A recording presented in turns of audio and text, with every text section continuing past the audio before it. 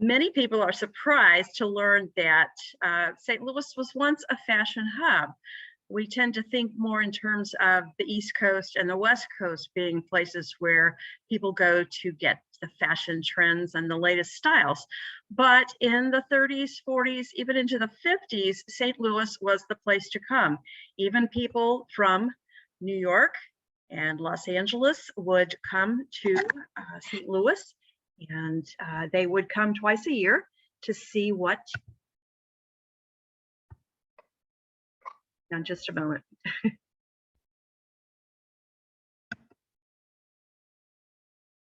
To see what were the latest styles and what was going to be seen on the racks in the upcoming seasons. These companies included Brown Shoe Company, which today is known as Caleres, International Shoe Company, Angelica Corporation, Knickerbocker Corporation. These are just a few. Few people realize that the junior dress market segment was born, developed, and flourished in St. Louis in the 30s, 40s, and 50s. Again, buyers came, they looked, and St. Louis, being in the middle of the country, we were at the perfect spot for, think about the Mississippi River, the Missouri River, the Illinois River. The Mississippi River at the time was like the superhighway of the 19th century. And everything pretty much had to come through here in the center of the country. And then as the railroads came through, as the transcontinental railroads came to be, it was just in a perfect position to be where it happened. So buyers would come here. There were designers here, including Grace Ashley. Grace Ashley lived down in the Central West End on McPherson. She had a store down there. She was very popular in the mid-20th century.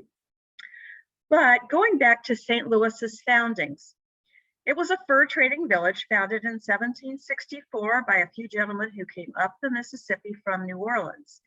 Their one intent and purpose was to buy, sell, trade furs. And of course, being where it was a good location. They traded with many Native Americans who lived in the area. At that time, there was a strong market for furs and such in Europe. So it was a pretty brisk business, and St. Louis grew pretty quickly as a result. At one time, there would be over 100 steamboats, seen sort of in this illustration, that would come each day with the wares. And there were stevedores, the people who unloaded the boats down on the landing. There would be bales of cotton, wool, just piles and piles of fur. It was a very busy place. And as a result, the progression led to the production of shoes, boots, garments, hats, uniforms, and they were shipped throughout the United States and also to Europe. This is Washington Avenue about 100 years ago, and it was a lengthy downtown thoroughfare, as you're probably familiar. At one point, it was the center of the footwear and garment production industries. Its Romanesque and Italianate buildings were once humming with activity. There was no air conditioning. There was no really central heat as such. The windows were open. So if you stood on the street corners, it was very noisy. You would hear voices. Later, as technology progressed, you would hear the droning of machines. You would hear people with calling out their wares, where to go with this wagon load of furs, or where to go with that bolt of fabric. And you would see people with carts pushing things along from building to building.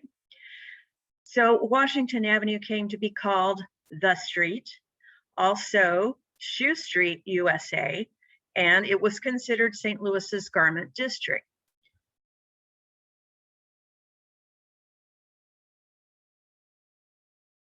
So let's take a few moments to look at some of the moments and people related to St. Louis's footwear and garment industries. In the mid-19th century, St. Louis literally was the stopping place for supplies. That's how St. Louis came to be called the gateway to the West. It literally was the last place to stop for supplies, especially for those who were headed to California with the gold rush and to settle in other parts of the United States after the Louisiana Purchase. People who came to St. Louis could find everything they might need for their trip, and they didn't know when they'd come to supplies again, so they could buy foodstuffs, they could buy cloth, they could buy clothing, they could buy armaments, just about anything they could possibly think of. As a result of that, there were a number of large dry good companies, and this is Famous. Before it was ever called Famous Bar, it was called Famous, and it was a shoe and clothing store, one of the huge dry goods stores in downtown St. Louis. Curly clothes, beaver hats. Just as a side story, this may look like a hat once worn by Abraham Lincoln, and if you think that, you are correct. This is made from beaver pelts, and in the mid-19th century, this became a really, really popular item for gentlemen to wear. It also became popular in London, so thousands of beaver pelts came through St. Louis on their way to England and to Europe. Lots of garments were made here, shirtwaists, shoes. This image is of a woman named Elizabeth Keckley, and I found a lot of interesting stories. True confession, I am a history nerd, so I tend to go down a lot of rabbit holes. I find information, and so that will lead me to another story. But I was fascinated by the story of Ms. Keckley. She was born in Virginia. Her enslaver moved them here to St. Louis, and she was apparently just the utmost supreme, precise seamstress, and she sewed the most beautiful garments. Well, her enslaver decided to farm her out, let her do work for other women in the St. Louis area, society women, women who could afford to pay. Mrs. Keckley was able to keep some of the money that she made sewing. With that money, she saved it, and she was able to purchase her freedom and that of her young son. When they had their freedom, they then moved to Washington, D.C. Mrs. Keckley set up herself again as a seamstress, and word spread pretty quickly about how talented and precise she was. Word spread also to Mary Todd Lincoln, who had just arrived in DC as the wife of President Abraham Lincoln. Soon, Elizabeth was making garments for Mrs. Lincoln, and this was 1860. And for most of President Lincoln's time in office, Mrs. Keckley produced garments for Mrs. Lincoln. This was one of her creations.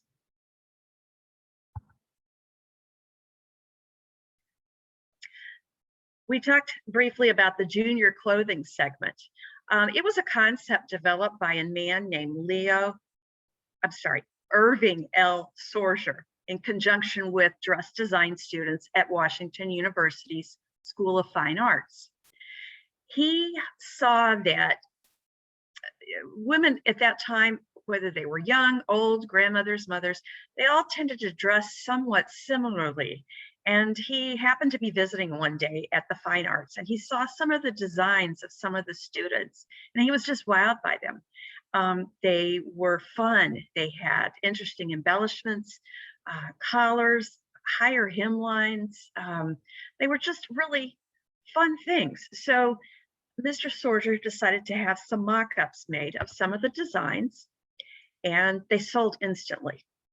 So it became such a business in St. Louis that young designers eventually decided to copyright and patent their designs so that they did not get people copying them and making knockoffs of them. So anyway, that is a segment that still exists in the clothing industry. If you have been a young girl or if you have had a teenage girl, you know that junior clothes are not exactly what those of us of a certain age wear. So interesting. The shoe footwear companies excelled at marketing and promotions. And at one time, there were more than 20 footwear companies headquartered in St. Louis, the early part of the 20th century.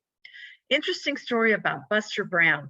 Buster Brown was actually a comic strip drawn by a man named Richard Outcalt, and he came to the 1904 World's Fair with the idea of maybe he could sell the rights for other people to use his cartoon character. It was very popular in the funny papers, the comics. One person that he met was George Warren Brown, who was the man who actually brought footwear production to St. Louis from the East Coast. If it wasn't for him, we wouldn't have been a footwear production center. So Mr. Brown met Mr. Outcalt. He bought the rights to use the Buster Brown image and the image of the dog tie. Became very popular, and through the decades, millions and millions of Buster Brown shoes were sold. Mr. Brown was a shrewd marketer. He also decided to put together a Buster Brown and Tie Roadshow. But the actor who played the part of Buster Brown was actually a petite adult in his 50s. So here you see a picture. This man's name was Major Ray, and he and Ty were loaded into a car on the back of a train, and they went all around the United States. Very popular. Crowds came, kids wanted to go see them, were dragging their parents to see Buster Brown live and in person, the Buster Brown Roadshow.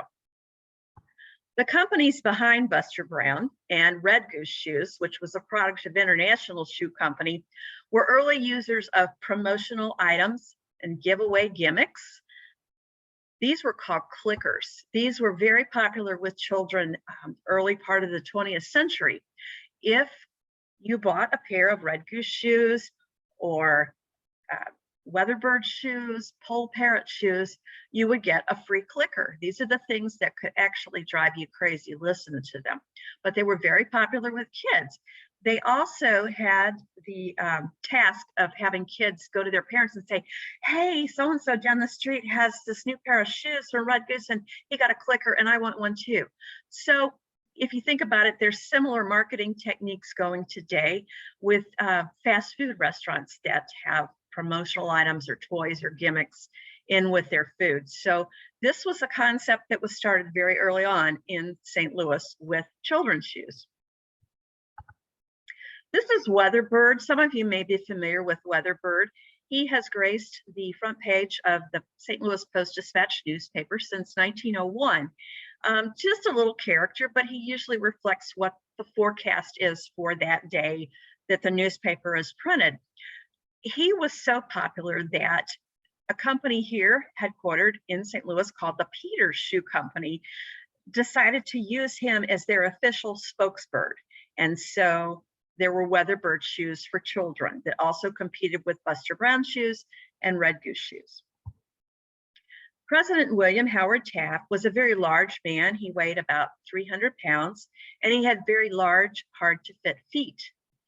He found out that Brown Shoe Company would be willing to custom make his shoes, and they did so for a number of years. This was an advertisement that Brown Shoe used that has a picture of a letter that President Taft wrote to Brown Shoe, complimenting them on the comfort and the fit of the shoes. Some of you may be familiar with the Alton Giant, the world's tallest man, Robert Pershing Wadlow. He measured 8 feet 11 inches, and he wore remarkably a size 37 shoe. He became a spokesperson for International Shoe Company, and he and his dad rode in a car that had been outfitted. It was a convertible, but it was outfitted so essentially Mr. Wadlow could sit in the back seat and stretch his legs all the way up to the front of the car. They drove thousands of miles in the 1930s, and at each city they visited, they left one of Mr. Wadlow's shoes made by International Shoe Company.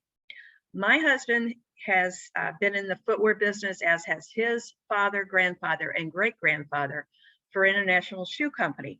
My husband has held one of Mr. Wadlow's size 37 shoes. He said it is remarkably large. It's almost like putting 2 high-top tennis shoes together end to end. It's that large and took that much leather. So he was a spokesperson for many years. And I don't know if you've ever come down this slide at City Museum, but it's kind of jarring. It will jolt you if you're coming down it. Its original purpose was not as a slide, but it was a conveyor belt, because City Museum is what's located in what used to be International Shoe Company factory and warehouse. And this conveyor system, as well as some of the spindles on the staircases that have been decorated in very colorful images, those were all part of the conveyor systems at International Shoe Company down on Washington Avenue. Another interesting story about International Shoe Company was its ties with Tennessee Williams. Mr. Williams' father worked for International and was a salesman, a traveling salesman for Red Goose shoes. Mr. Williams, whose name was Tom, enrolled in the University of Missouri, Columbia. He loved literature classes, he loved English classes, but the rest of his coursework he really could have cared less about. As a result, he flunked out. So his father said, okay, you're coming home and you're going to work for International Shoe Company. Apparently, Tom absolutely hated just the monotony of the warehouse work for International Shoe Company. However, some of the people and characters he met there did provide him with the inspiration for his works, The Glass Menagerie and A Streetcar Named Desire. International Shoe Company, Brown Shoe Company, and Hamilton Brown Shoe Company, all headquartered here in St. Louis, were suppliers of hundreds of thousands of pairs of military boots and shoes during both World War I and World War II. Other things that were made here in St. Louis included uniforms, leggings, helmets. There was a company called the Alligator Oil Clothing Company of St. Louis that supplied millions of waterproof clothing items to the military during most of the 20th century. Also, by 1924, over 161 clothing and related companies headquartered here, including hats, straw hats, utilitarian hats, field hats, whatever you want to call them, and they were all located on Washington Avenue. Just all kinds of hats. In addition, Brown Shoe Company was the official producer of Girl Scout shoes and Boy Scout shoes for many decades. And there was a company called Co-Ed Frocks that was headquartered on Washington Avenue that for many decades produced the official uniforms for Brownies and Girl Scouts. This is the home of George Warren Brown, who we mentioned earlier was the impetus behind Brown Shoe and brought shoe production actually to St. Louis. He lived in an enclave in the Central West End. This is number 40 Portland Place. Interesting story I found about him. He lived next door to a man named Oscar Johnson, who was a founder of another shoe company headquartered here called Roberts, Johnson and Rand Shoe Company. If you have ever been to the Last Hotel, Windows on Washington, that building at one time was the headquarters for Roberts, Johnson and Rand Shoe Company, again, at 15th and Washington Avenue. So the story is that Mr. Brown and Mr. Johnson were competitors during the day. They worked for and ran competing companies, but they were next door neighbors.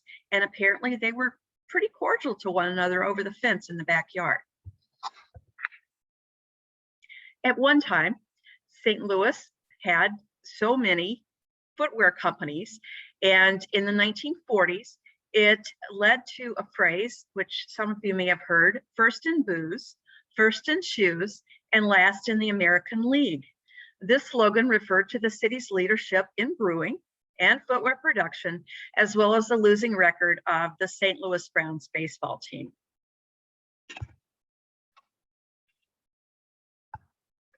Another interesting story is that a regional manager of Chicago's Continental Baking Company was in St. Louis in 1930.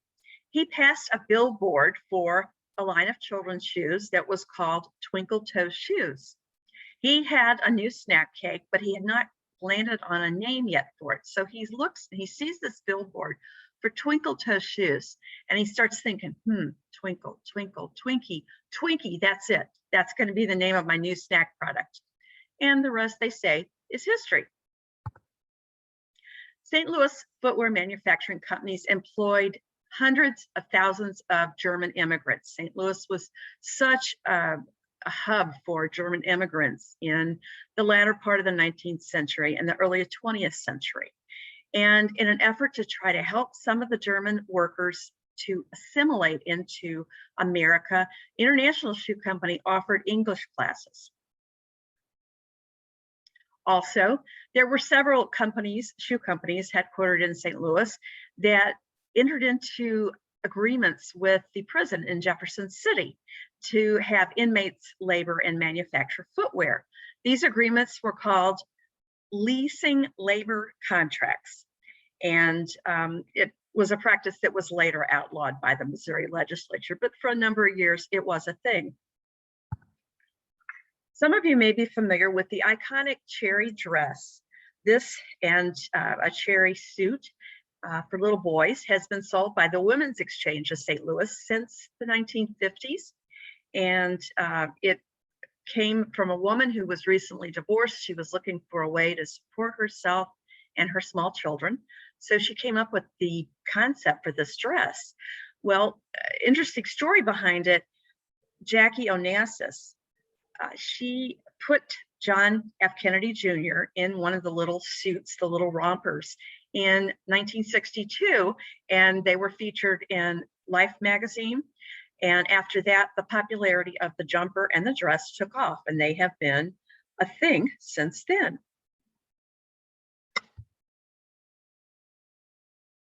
There was a company in St. Louis called Moss and Steffen Fur Company, and they encouraged trappers and hunters from all over the country to send their skins and their pelts to St. Louis through the U.S. mail.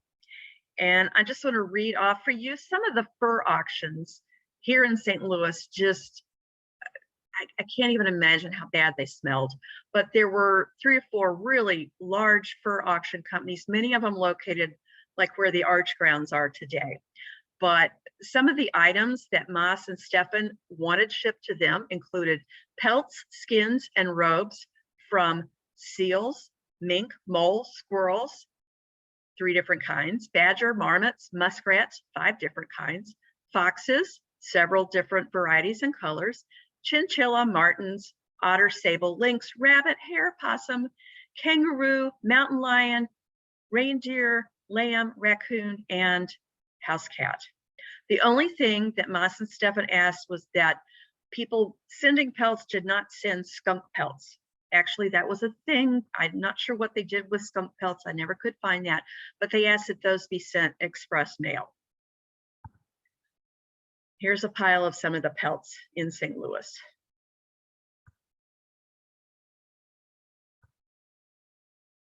The International Fur Exchange building was a huge warehouse built at the corner of Market and 4th Streets.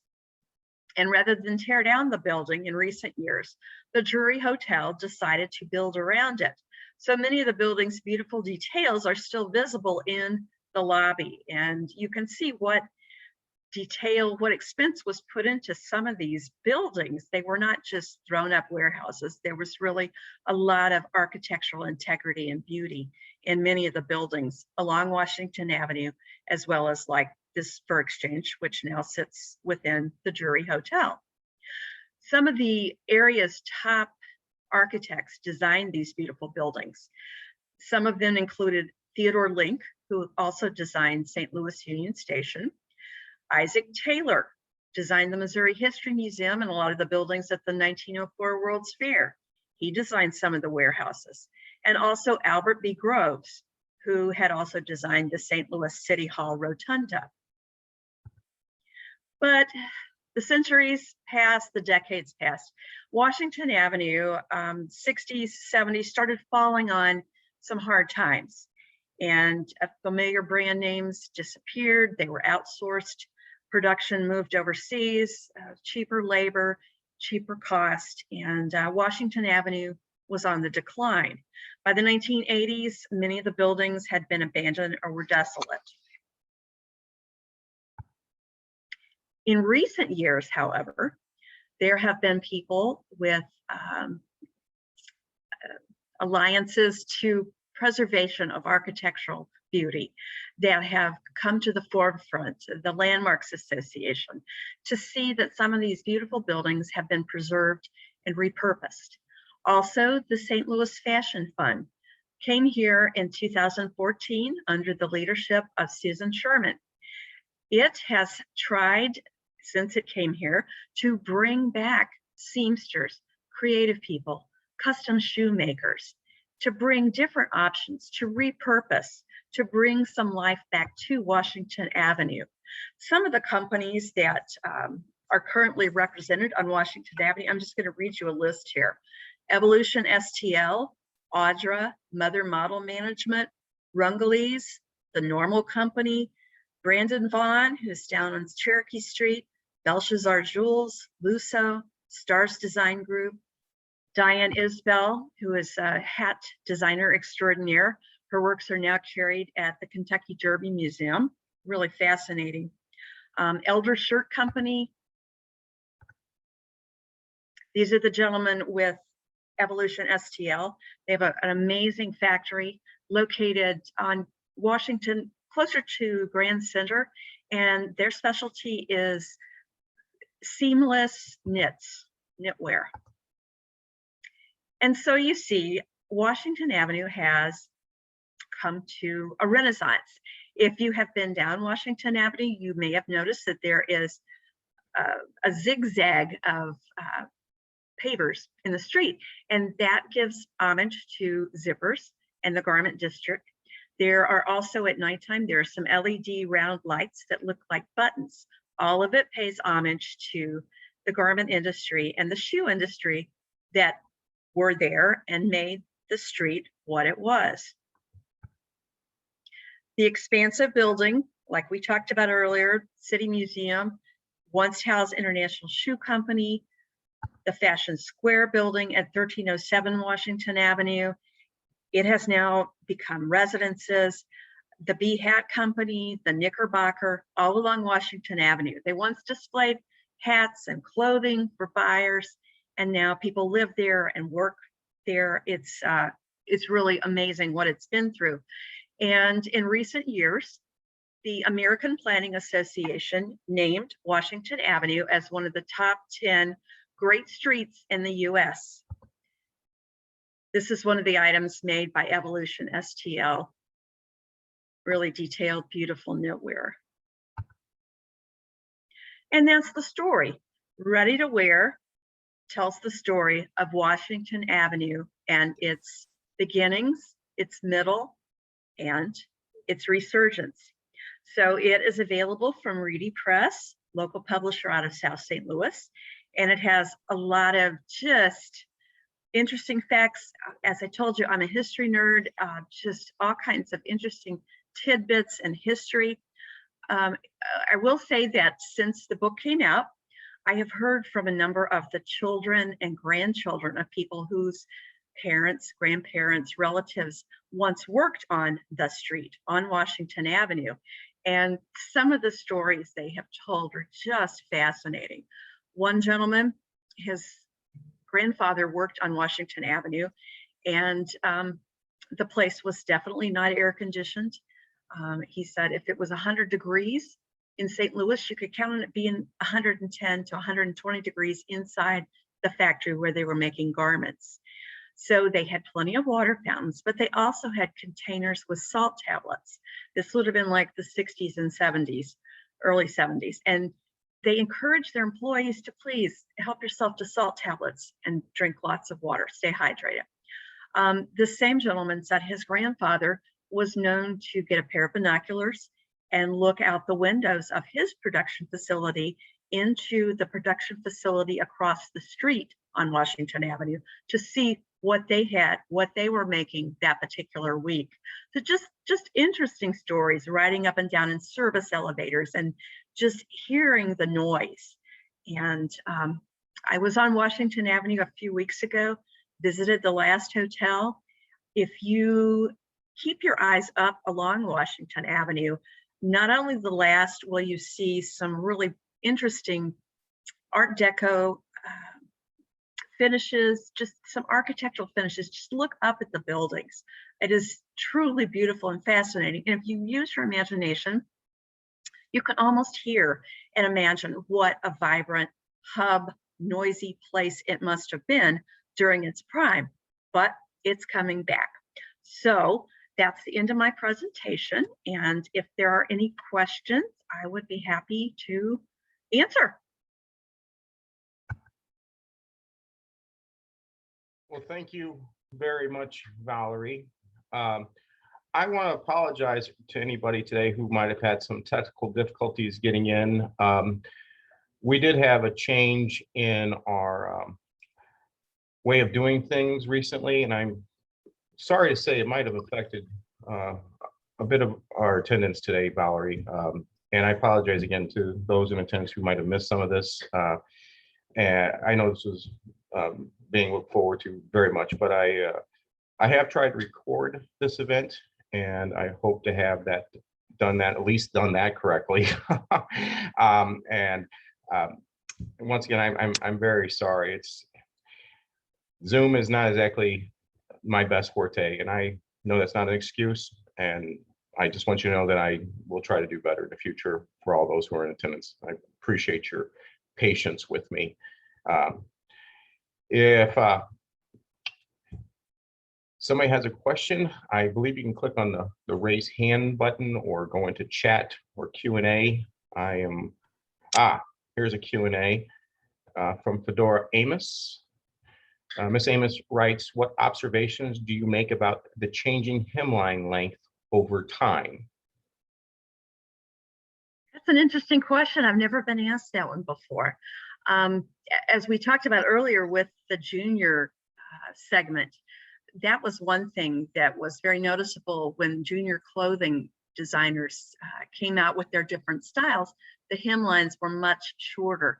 I also, personal observation, I think a lot of it has to do with women finding more freedom to be and do and to pursue things outside the home. They felt more free to not perhaps cover themselves up from head to toe. We have another question from Carol Burkholder. She asks, how did you get interested in this topic? It's fascinating.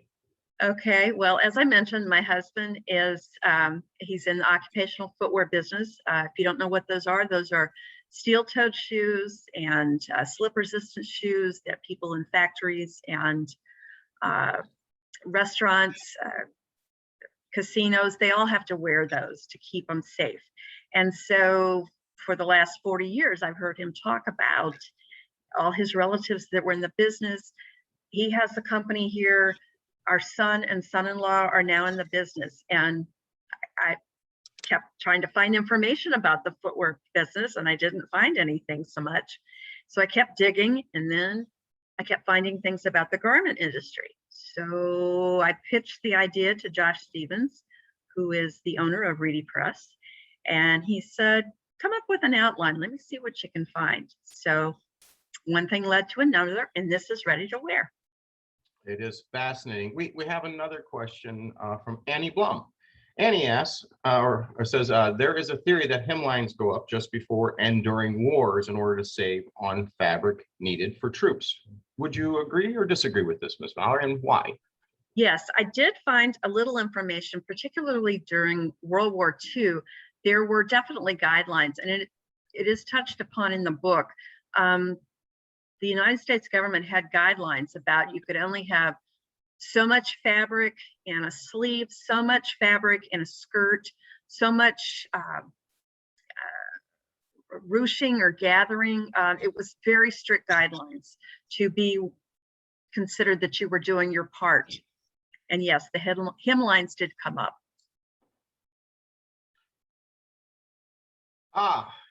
Kathleen Phelan says, how did the ratio of male to female workers in the shoe garment factories change over time? Initially, most of the workers were, from my research I found, were female. And let's say that the people from German descent had a little bit different idea about work too.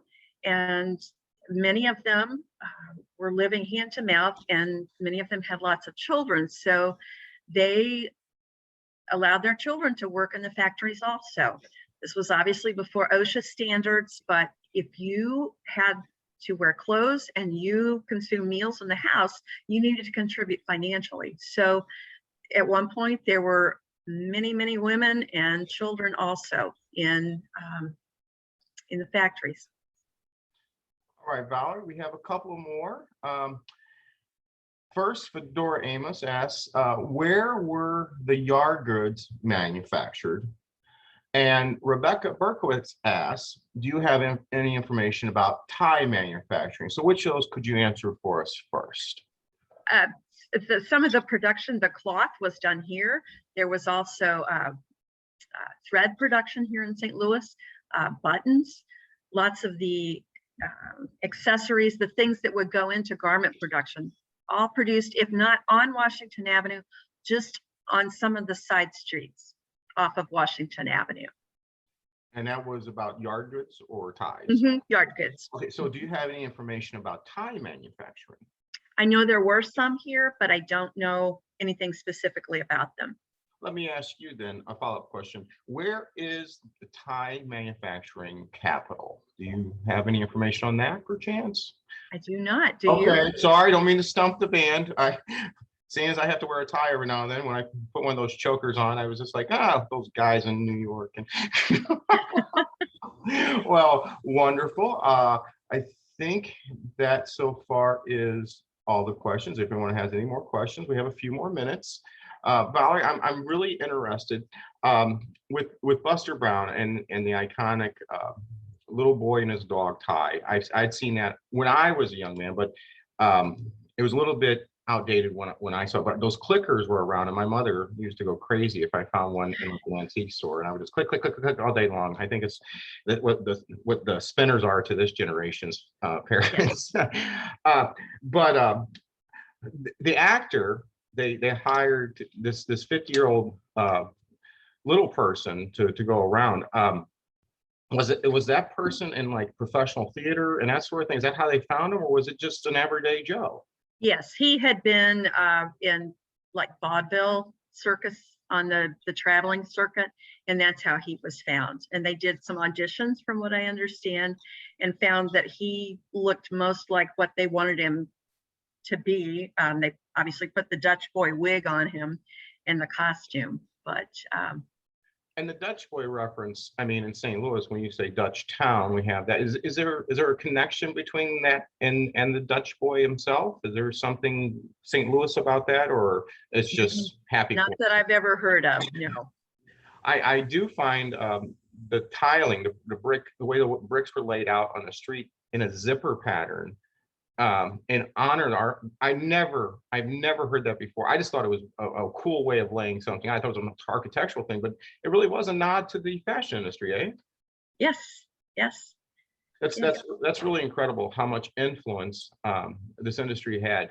And I mean, we're still manufacturing fashion here. You were saying that there's still stores here that are really putting forth some avant-garde stuff over on Washington Avenue. Is that right?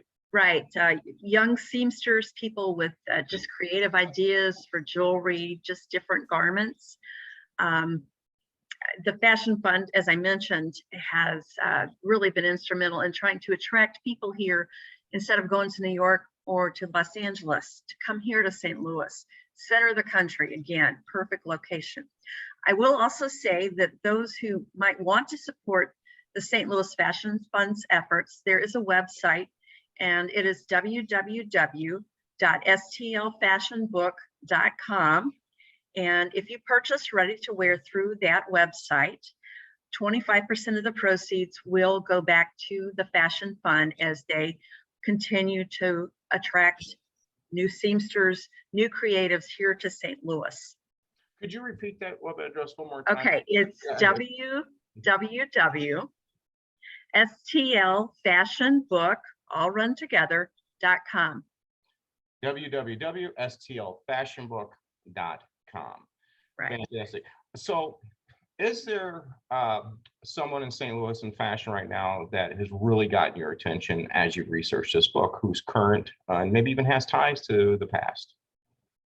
I don't know that they have ties to the past. I mentioned Evolution STL, and it's such a slick, modern production facility, and the fact that they can make seamless wovens to me is just it's pretty amazing. You just it's beautiful, and their facility. It was a low building, but it's been redone, and it's modern, it's clean. Brandon Vaughn on Cherokee Street, he's got some really, really interesting looks. Of course, there's the Normal brand too. People may be familiar with the brothers at the Normal brand who decided they didn't want fussy clothes. They didn't want grungy clothes. They just wanted something they could wear to look normal.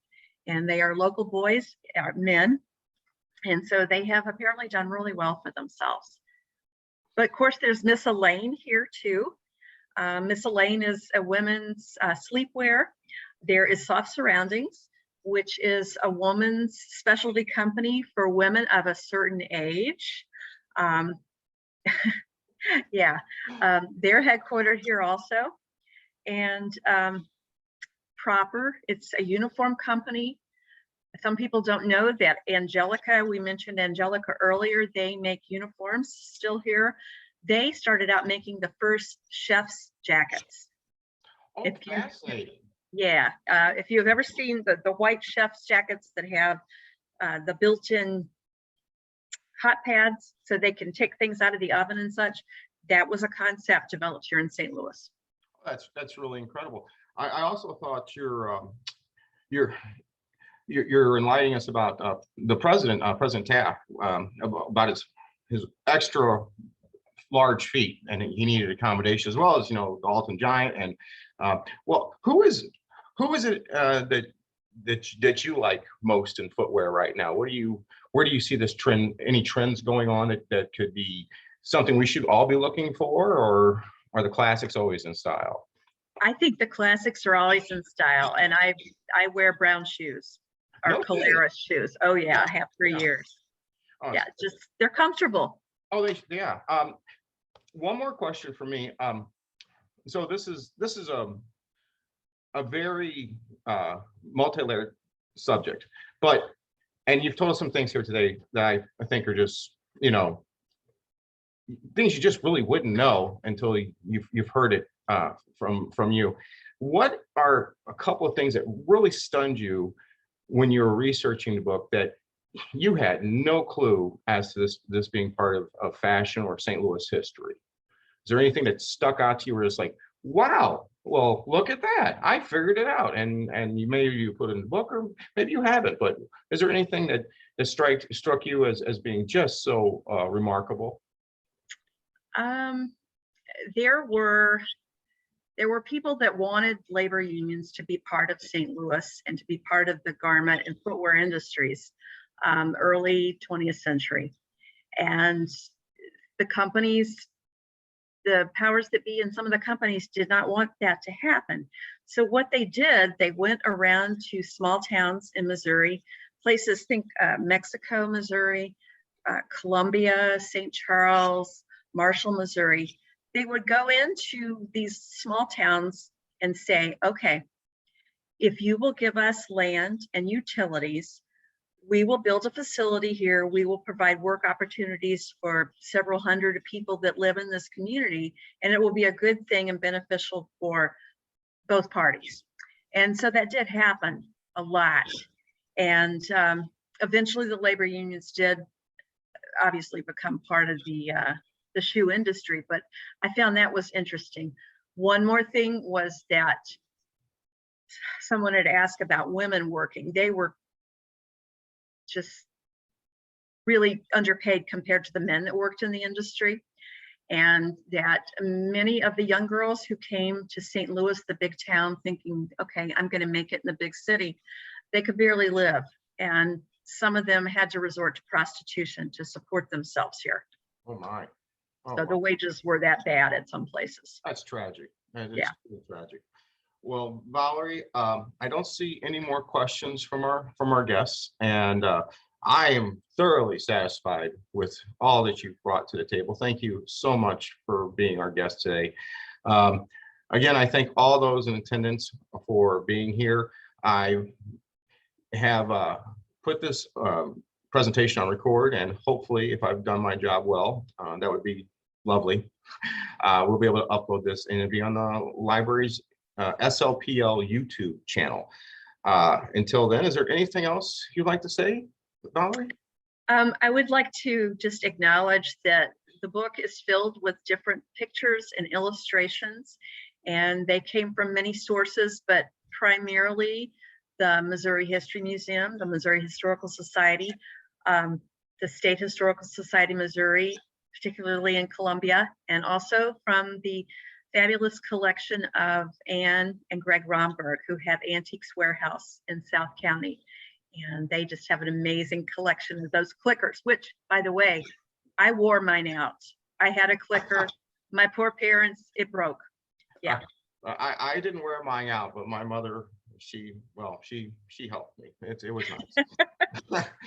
As a father now, I understand her frustration with me and snack. But it was a fun toy, and it really is fascinating. That's the genesis of combining a come-on toy product with a manufactured good, and how that actually blended over to we all know McDonald's being those who would always offer the toy with the Happy Meal, and that was a huge thing for a very long time. And it's remarkable, not so much anymore. And still, McDonald's seems to be the one to go to if you want to get your toy with the meal. And I would in a heartbeat buy a pair of running shoes if it came with a month's access to something like iFit.